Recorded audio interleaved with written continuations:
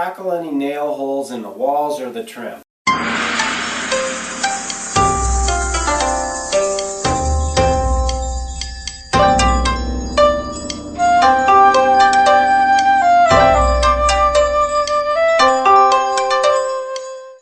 Now, one thing you might want to do is make what I call a spackle ghost.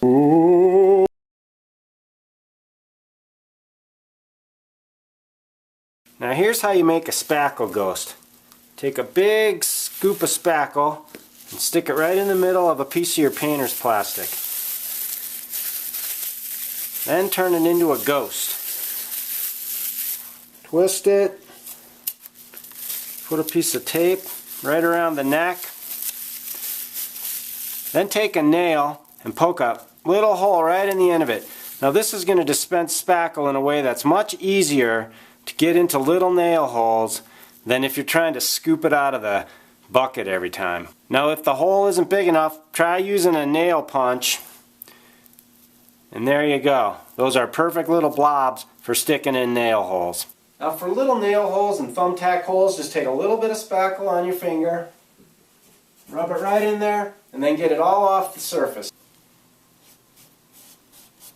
Now if you have a bigger hole like this, here's what you want to do. Now the first thing you want to do is just take your finger and get any loose stuff off of there. Then put a good amount of spackle onto your putty knife here. Go right over like that, and then as few wipes as possible. And then you can even take your finger and kind of smooth out the wall around.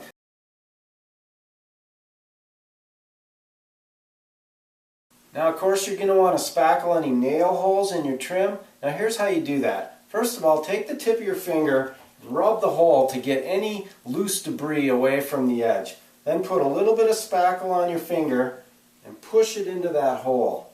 Then put a little more on your finger and push it in again as hard as you can, and then even a little bit more and push it in one more time.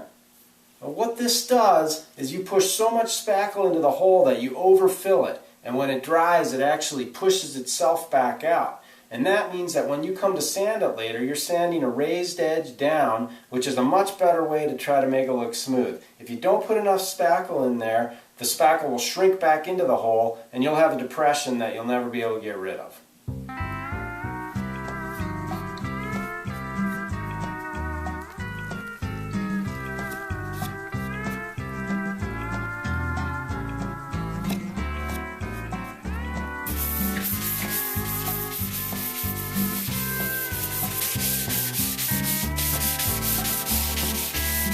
If you spackle big holes in the wall, you're going to go want to hit them with the sanding sponge real quickly.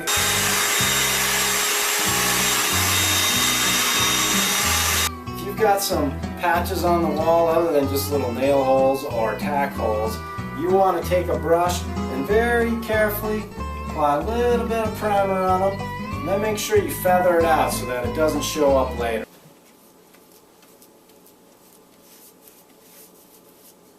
Now, to see my video on how to paint the ceiling and video on how to paint the walls and the trim, go to my website, howtopaintahouserite.com, where you'll find all those videos and more, and a lot of other helpful information that I've put together to help you paint your house right.